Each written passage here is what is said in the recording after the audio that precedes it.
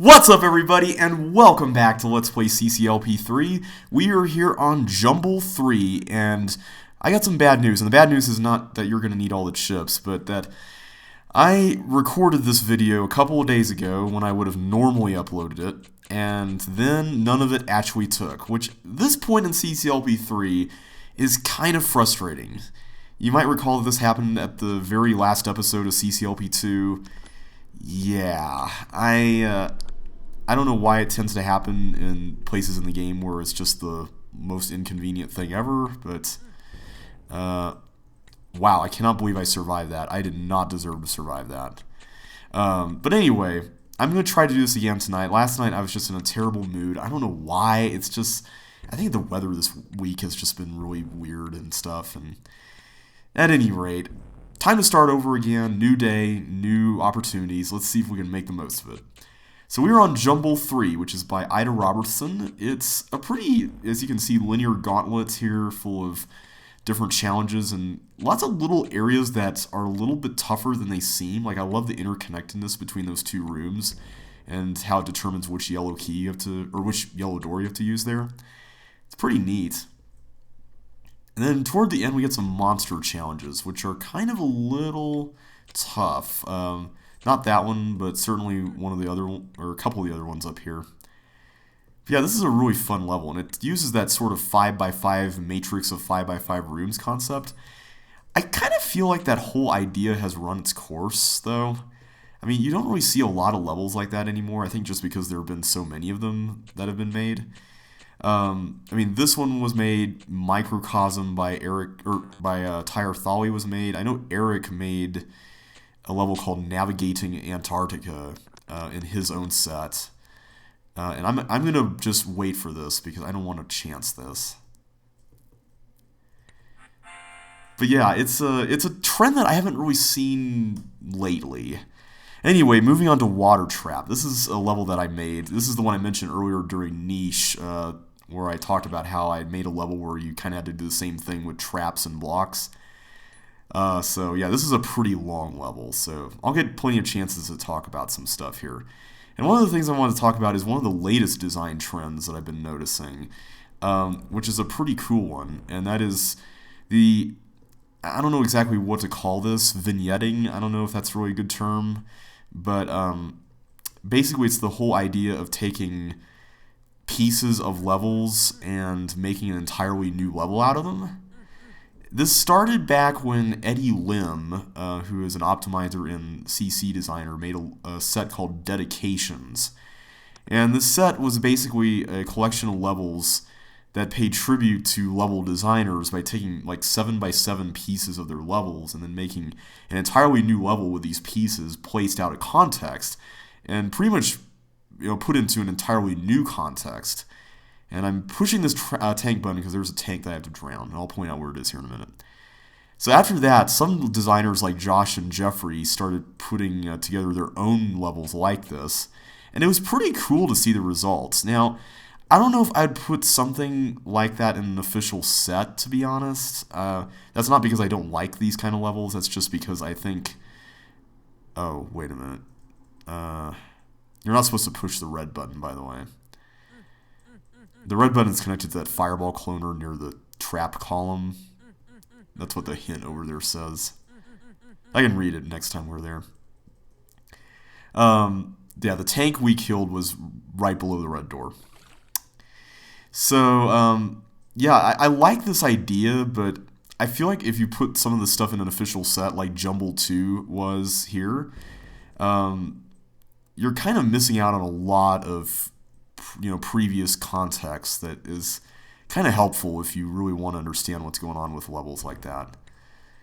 Anyway, oh, right, I have to move that out of the way. Whoops. That's just my opinion. I do like the levels themselves, though. And I'm going to do this first because I had to do this before I push the button there. Or push the block into the button there.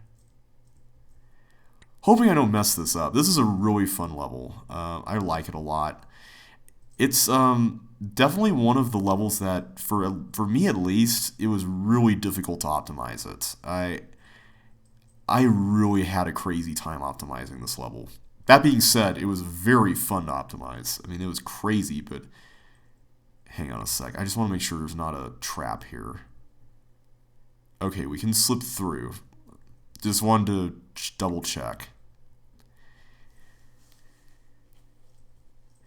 So there's a little bit of a funny story about this level, and it involves Modhav. You'll notice up in that room, oh, here's the hint. Make sure the red button is never pressed. Traps are ordered from bottom to top. Right here, see the wall that's sticking up out of the bottom of the dirt room there? Originally, I put that there because, and I forget how this was possible, it was possible to bust the level by some other element that we got rid of that's no longer here. And I forget what that was. But I put the wall there to help prevent that, and I don't know exactly how that helped either. So, yeah. So, after we fixed the whole thing, that wall technically wasn't necessary, but Modhav was like, yep, that wall that serves no purpose? Sure, why not leave it in? Like, I think those were his exact words. So, I left it in. Personally, I think it's kind of a little bit of an eyesore, but that's just me. Yeah, this level, it's really long, I gotta admit. That's like the only thing I don't like about it. Other than that, I really do enjoy it. But yeah, I do think it's long. It's definitely a lot longer than it could be, and I'm not really a big fan of the ice glider stuff going on outside. Especially this area right here. This area right here, I wish I did not build in hindsight, because it's not really that bad, but this right here where you have to go back, like the glider cycle is not, like the glider spacing is not really consistent, which is kind of an issue because there's some instances of it that you can't actually make. And this section right here is especially punishing. Because right here you have to cross both streams of gliders, and I kind of want to wait for one that's where they're really close. There you go. Yeah, I'm not really a big fan of that, especially, you could do it late or earlier in the level, but I don't know. I'm just not really... I'm not really a big fan of what I like to call designer or gameplay whiplash, which is where you take like one type of gameplay in a level, and then you just surprise the player by doing something completely different and having to make them switch their brains from one thing to another thing. And to me, this kind of feels like that, which is one reason why this level isn't really one of my favorite levels that I've made. I do think that it's well constructed. It's not that I'm, wait, it was this block, yeah. It's not that I'm not fond of. It's just that the gameplay consistency and tone, if you will, is just not consistent. It's kind of like watching a movie and you're wondering, okay, how am I supposed to feel? Because I'm not sure what the tone of this movie is. Like, that's kind of what I feel like this is like. Also, just as a side note, I'm pretty sure that the bold time in this level is optimal. Mainly just because the ball cycle determines a lot of everything. And there's so many things about it that are so perfect as is that it would be very... Oh my goodness, I panicked there. Wow. First try though. Oh my goodness, that was close. I did not deserve to survive that. Woo. Okay, what was I talking about? Oh yeah, the ball cycles are so perfect and everything just works out so well. So yeah, if you find that bold route, you're going to be cheering when you find it. It is so much fun. Anyway, Marooned is the next level, and we have a story component here. After the lengthy challenge of the last level, a pleased Chip stood proud after swimming to the exit, unaware that one of the gliders nearby had followed him through. Without warning, the glider knocked him unconscious. Several minutes later, Chip woke up, stranded on an island. How did I get here, he wondered. Maybe I should have taken the title of that last level a bit more seriously. Yeah, well, it was Water Trap. This has got to be one of the most pointless asides in the story at this point, because there really isn't anything that happens after this. There's no secret bad guy here. But yeah, this is a Joshua Bone level. It's really fun. You might be tempted to bridge over there, but there's actually an invisible wall over there. So you really want to do this, and then the toggles will open. There's actually a teeth down over here. I'll show it to you. Fun facts about this level. We intentionally put it as a relief level late in the set. We thought that'd be kind of fun. And another thing that's pretty cool about it is that it's actually one of the reject levels for CC2, hilariously enough. And it went under a different title. I forget what it was. But I thought that was kind of neat how that worked out. And that timing on that was kind of bad. Anyway, this next level is called Beat the Heat, and this is a level I made that's kind of one of those everything in the kitchen sink, or everything but the kitchen. I forget what that term is. You know what I mean, though. It's one of those kind of level to end all levels. And this is kind of a thing that I did a little bit too much back in the day when I designed. Is I tended to just kind of take one thing, in this case fire, and I went, okay, what is the craziest fire level we could possibly make with this? And I tried to do everything I could to make the ultimate fire level. And yeah, it was a little overboard. But I actually kind of like this one a bit. There are a couple things in it that are a little but other than that, you'll notice that there's a mechanism here, you can see above me, where there's a tank and a fireball there. So yeah, when we press the tank button, that's going to clone. It's going to clone a fireball, which at the moment we can't actually see it, but it's going to go through this area and it just kill me. I shouldn't have done that, but I need to learn to react better to impending danger like that. Like, I'm not very good at that. But anyway, as you can see, there's going to be a barrage of fireballs that are going to come through the middle, and there's actually water on the right that will kill them off. And there's actually a story behind this that I don't think I've told anybody yet. Back when I was first designing stuff, kind of when I got I think it was just around the post-Daniel Bouwmeester set release era, I kind of wanted to design a lot of levels that were similar to his, but I had a concept idea that was kind of similar to Ray of Light from CC2 as far as the gameplay, where you didn't really have much time and you were kind of racing, with some block sliding and ice stuff. But then in the middle, there was this section where it was kind of curved. It wasn't all straight like this one was. But you had this fireball that cloned other fireballs. And I don't know if it was a continuous thing or if the fireballs just looped back around. I think it was a continuous thing like this. But it was kind of like in a U shape, like a sideways U shape. And you had to go through the middle a couple of times. It wasn't like a maze quite like this. It was more of like just run through this line and try to dodge all the fireballs kind of thing. It wasn't really that great, but it had the same name. So eventually I just rejected that level because I was really stupid, and I decided to make my own version of the concept. And over here, I believe there's a way to do this that doesn't involve quick timing, but I'm going to do kind of a time bomb-ish method here. Because I'm going to move this block around as the fireball is going around. And I believe the place I need to move it to is there, so let's try to make sure we get there in time. I think we can do it, though. Oh yeah, that's perfect. So yeah, that was the story behind that. And then this next room was kind of more or less inspired by Blazes, with a fireball hitting the trap buttons. And it's kind of tricky because you have to guide this fireball on this little course around here, which is rather tricky. I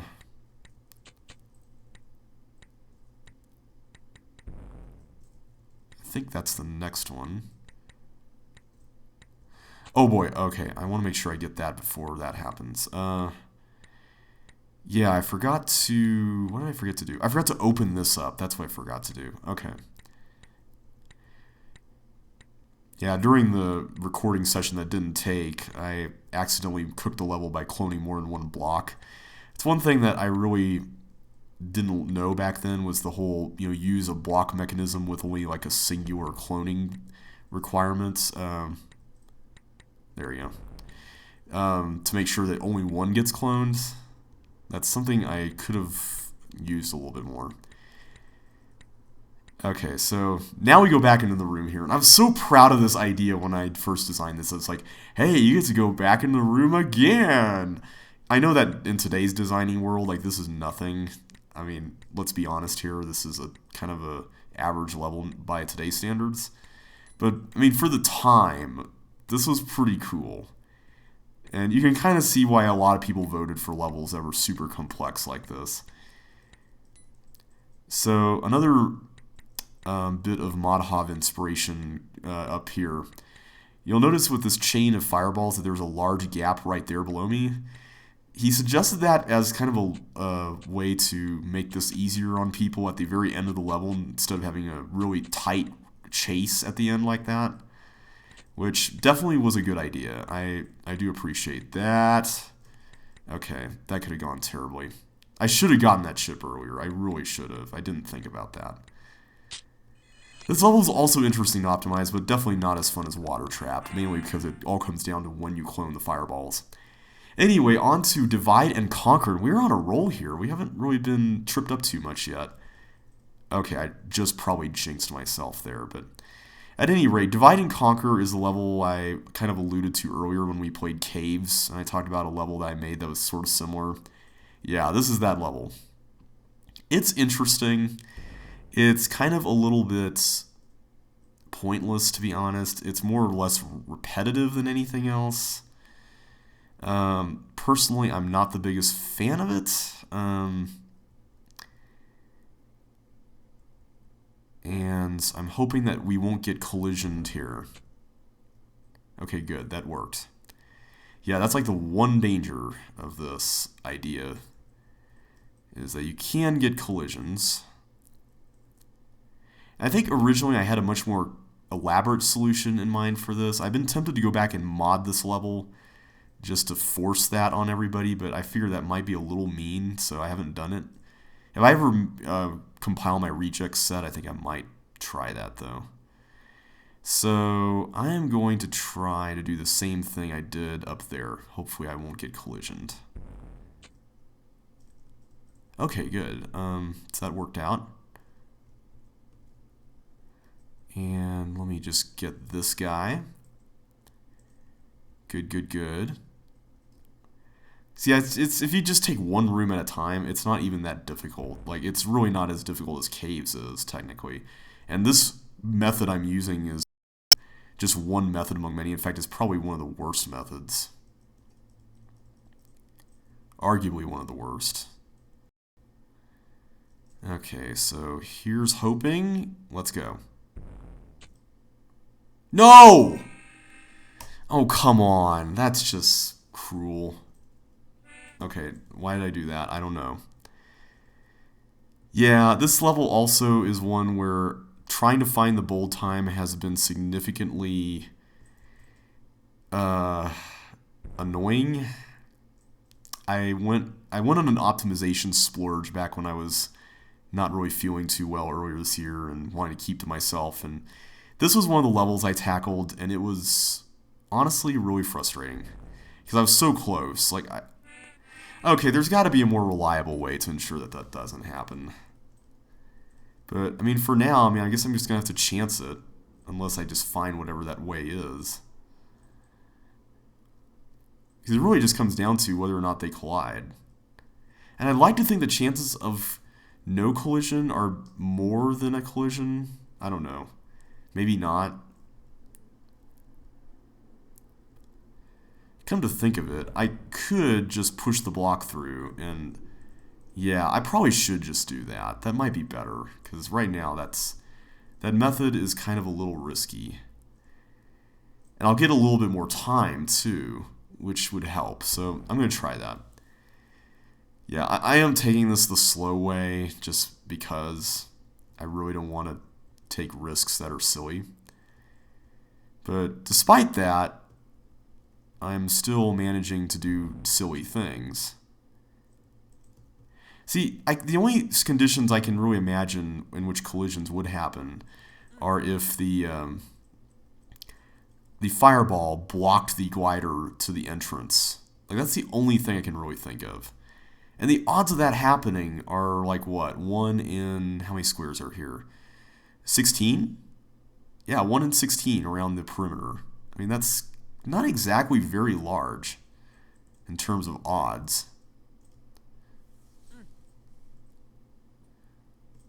Okay, I think that's okay. Okay, good. Alright, so the last one. Oh boy. Whew. Okay, that was close. That was really close. That was not really what I had in mind for that. But it's recoverable, so that's good. That is definitely good. And the good news about this is that we won't have to worry about coming out since we're exiting, so we should be A-okay for this one. Unless I get hit by something here, which could happen.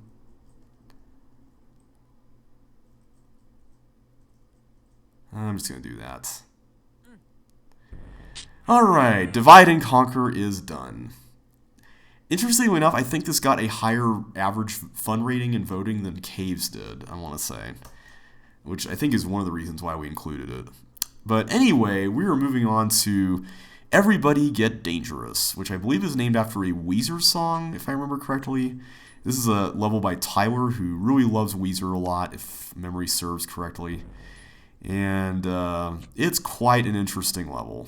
It's very long. In fact, yeah, I'm trying to remember this from memory, and I'm failing epically here. But yeah, it's one of those levels that's very, very involved, shall we say. And this room is a Sokoban, which is quite an interesting Sokoban. Okay, so in order to get this... Oh, wait, I have to get one way down there, don't I? Okay, hang on. I'll get it. I forgot how to do this. I recently... Well, not recently, actually. Did I... I haven't optimized this in Links yet, have I? Yes, I guess I haven't recently optimized this. Okay, so let me do that. I think that's how you would... But then I have to push that back there. This is... I know this is like really simple and I'm just missing something really stupid here. Okay, I think this is how you do it. You push this there. Right? No? Okay, hang on.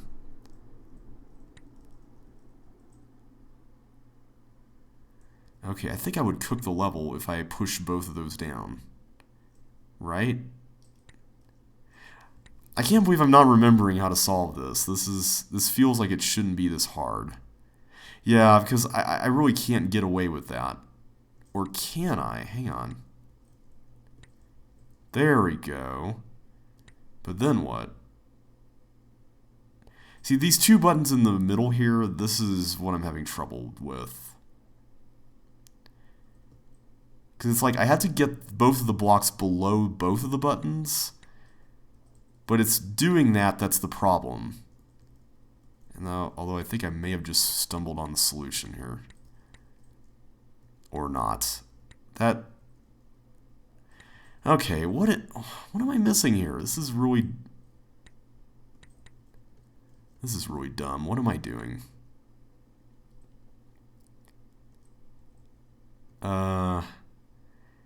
Yeah, if I could get the one that's below me down and the one that's to the right of me where I am, that would be awesome. Except, no, that wouldn't really work, because I would still need to get this one over here. Yeah.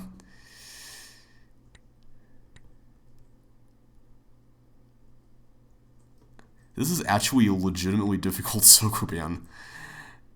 I really can't say any more other than that.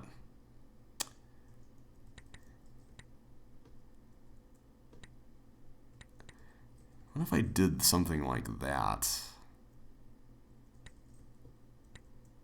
Except that just kind of resets to that point in the puzzle, and I don't know. I'm just pushing stuff around with no real clue. See, I can't help but think that putting a block there is going to help.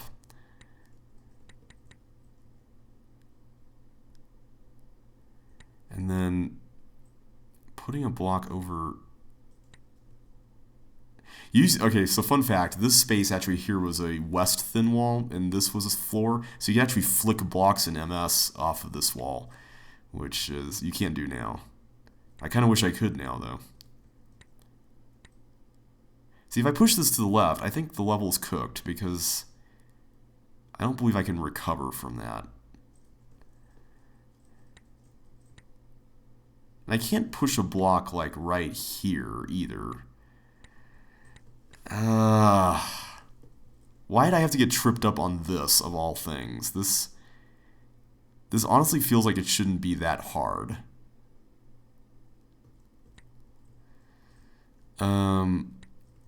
Okay, I feel like this is right for some reason, and I don't know why.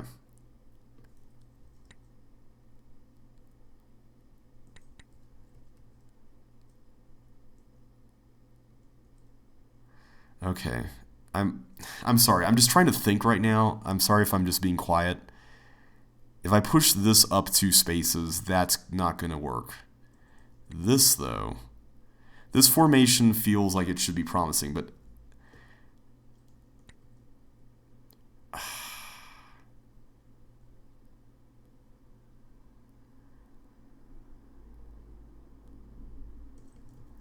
okay, I'm thinking at this point that by pushing this over here, I have to do that at this point. Okay, yeah, I was just being a coward and not doing that right away. Okay. Lesson 1. You actually have to take some risks in life. Use the blue key below to access the bomb storage room. That was actually a hint that I added. Yes, I actually added things to the set that not always mod have, so I did make contributions. I promise you I did. It was basically kind of a hint to just guide you as far as the item swapping was concerned. I'm just going to go ahead and collect all these so we were done with this room. Because there is there is an item swapping puzzle at the center of this. And it's kind of a little tricky because the yellow key has a yellow key for yellow key section, and if you skip it, then you can't come back to it later once you're all done. And wow, if I was going for the bold route, I'd be done now. That's so weird to think about. Like, if you're going that slow and you're like, wow, if I was actually at blistering speed and thinking about what I was doing, I could be done. But that is not our fate right now. We are resigned to moving on with this level and having a good time. Recently, I want to say it was Jeffrey who made a Walls of level around the design of this level. I think it was called Solitary Refinement, if I'm not mistaken. I haven't played it yet, but I do plan on it because I'm going through and optimizing his latest set, Ultimate Ship 5, despite the fact that I still have yet to finish optimizing Ultimate Ships 3 and 4. I was originally very reticent to optimize Ultimate Ship 5 before finishing those sets, but I couldn't resist. I mean, there's so many good levels in that set. I just had to touch them and just see how everything worked, and that just sounded really creepy. I'm sorry. And I'm going to push that way up there. And then go down here. Oh, good news. Good news. I am not stuffed up anymore, so that's kind of a relief. And here we have a choice. We can actually go down this way, which I think I'm going to go ahead and do this now. I don't think this will hurt anything. Did we use a yellow key to get in here?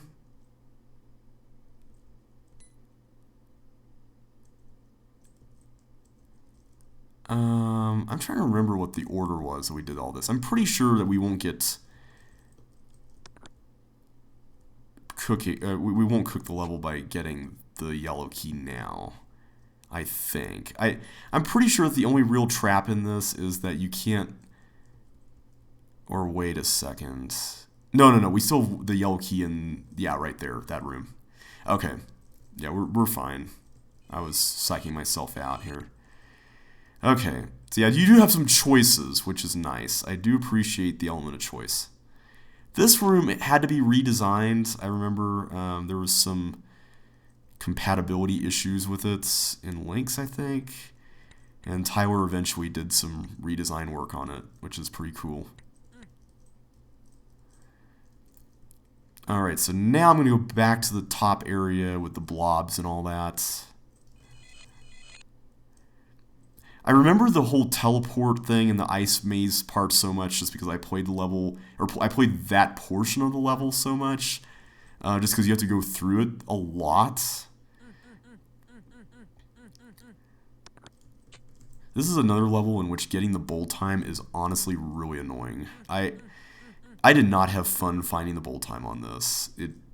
I eventually just had to get a bunch of hints from James to get it, because it was one of those levels where really it just came down to trying everything. And I'm not really a big fan of just brute forcing stuff while optimizing. It's kind of a little bit of a tricky thing, because, I mean, technically you are brute forcing stuff when you optimize pretty much anything. You have to try and fail at very many different things. But here, at least, this was one of those cases where you knew the general route. It was just the order in which you did everything, and there was a few options, like permutations within the various options that you had to think about. And I think I have to go over here. So let me go over here again. This will be my final trip to this room. But yeah, when it just comes down to just trial and error and that's it, like, I can't honestly say that I like that. I really can't. Especially in a level this long. Like, if it was shorter, I don't think I would be as, like, against it as I am. But this level has got to be one of the longest bowl times in the set. And I don't know why I did that, because it's totally unnecessary, but who cares? And I take back what I said earlier, because if you end on this yellow key, then you can just go back down here. So, unless you... I mean, you could theoretically mess this up, because I think there's a yellow key guarding the socket by that force floor area we went through earlier. So if you open that up and you're like, oh, I don't have the last chip, then yeah, you would cook the level. But thankfully, that's not the case here. And I think we'll have enough time to finish, which is nice. I'm going to play this one safe. Which, thankfully, I don't think that lost any time. But yeah, I'm not looking forward to optimizing this in Lynx. I don't know how bad it would be in Lynx. And I keep forgetting it's this one. I hate only 2 ice space spring slides, because I always am used to boosting and everything, and I feel like I need to be ready for a boost when I'm optimizing like I was trying to be there, and then I just crash into the wall. I recently went through Jeffrey's level Braving the Blizzard, which in that level that was a constant challenge, was trying to discern that.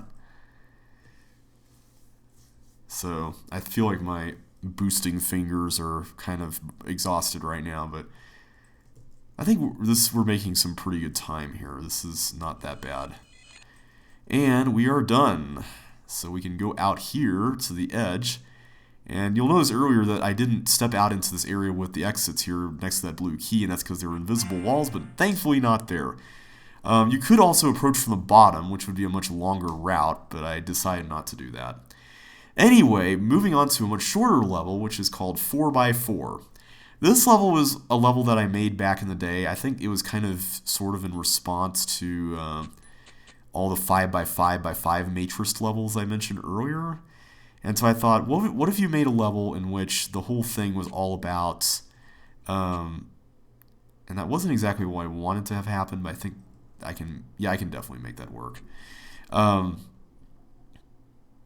trying to remember the intended route to this. So I do remember a couple of things. The fireball that you see in the first room, we're basically going to have to guide that fireball throughout this room, and then we're going to have to get, I think, a glider to... Is it a glider to blow up the bomb? I'm going to have to remember this.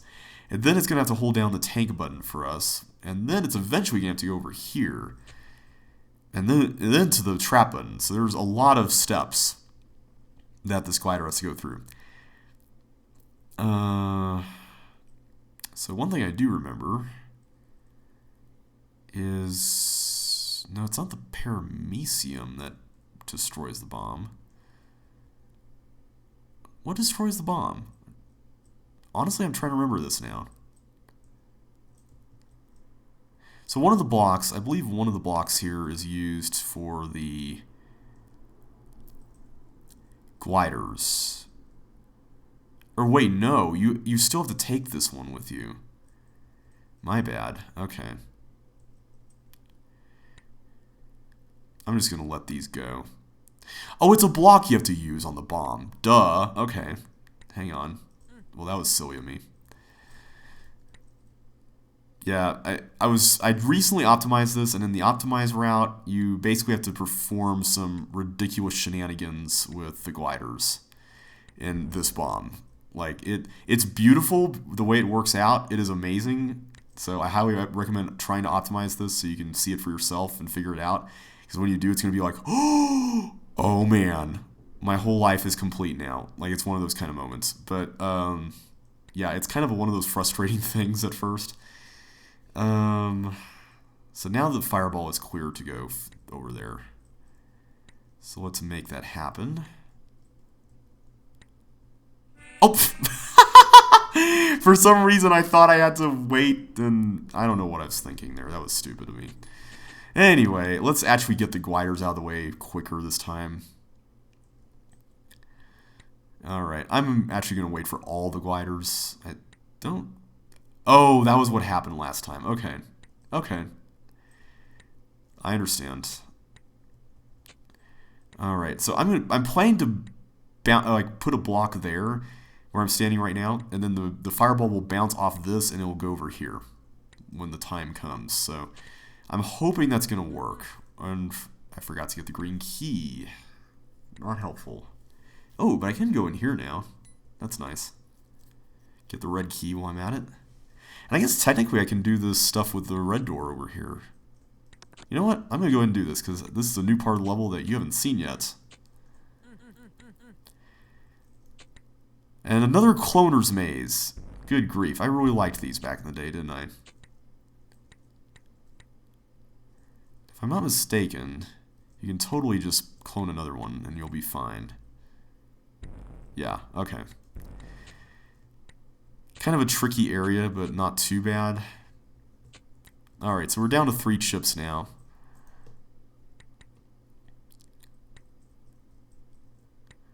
And one of them's there, 2 of them are right here.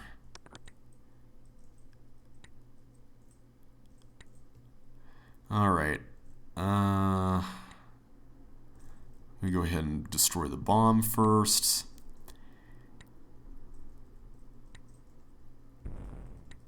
Alright, so now I think we're ready to make this happen. Let me go and get that real quick.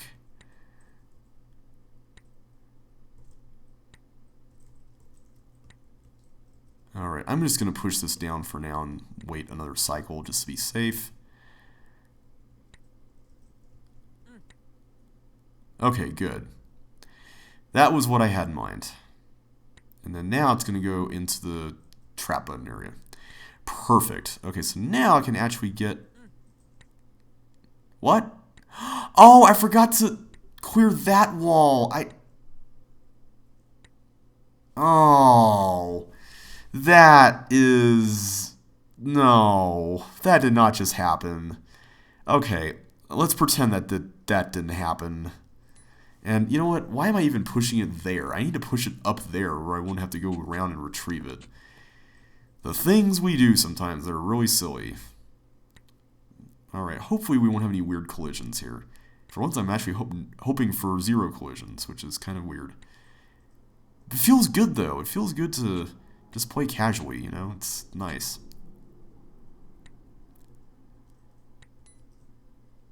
Alright, so this time, the idea was that the fireball was supposed to come in here and go around that way, but because this was here, he went the other way like this, and then stuff happened, which wasn't what I really had in mind. I'm not going to do anything fancy with this. There is definitely a more optimal way to do it, but I'm not going to risk it right now.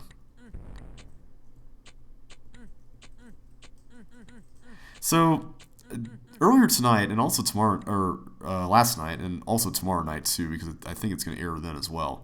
I've been watching the 2nd season of this show on, I think it's ABC. It's this trivia show called 500 Questions. I don't know if you guys watched that back when it was on last summer. But I remember it was one of those things that my mom saw and was like, JB, we have to watch this. And I know why she said that. It was because back in the day, we used to watch a lot of game shows together. Like, that was one of our pastimes, was watching game shows. And it was so much fun because it really took me back to the days of like Who Wants to Be a Millionaire and stuff like that, where there was like an epic feel to the show. And they even had this mean-sounding British guy on the show as the host, and he was like, the rule of the show was that you had to survive by not getting 3 questions wrong in a row. And the guy, I'll never forget, he always said, "There's only one rule: never get 3 wrong in a row, or you're..." And then he made this sweeping motion with his hand, and he said, "Gone!" Well, this year they replaced the dude, and I'm kind of sad because I liked that guy. I mean, he was kind of a little bit irritating. And by the way, the exit's through there, but there's a trap there, so I'm not going to go through there. I think you can go through there without any problem if you have fire boots. But I'm not going to do that yet until I get the fireball to its next location over here. Alright, thankfully no gliders to collide against, which is nice. And then now I'm just going to wait for it to go back through here and then there. Okay. So yeah, they replaced the dude with this other guy, and he's alright. I mean, he's kind of a little dry, but he's cool, I guess. And I'm going to go this way just for faster cycle there. The actual bold route involves like a really slow cycle, but it just happens to work out with the timing of running back to the exit. Anyway, I think we will take on the next decade, starting with mental blocks, in the next video. So, thank you guys so much for watching. This has been a very productive video. I feel like I'm back in the game now. Like, this recording session went pretty well. I kind of want to get some sleep just because I didn't really get much over the last couple of nights. But, yeah, I'm going to upload this video, and once again, I'm sorry for the lack of video the last couple of days, but I hope it allowed some people to catch up and stuff. So, anyway, see you on the flip side.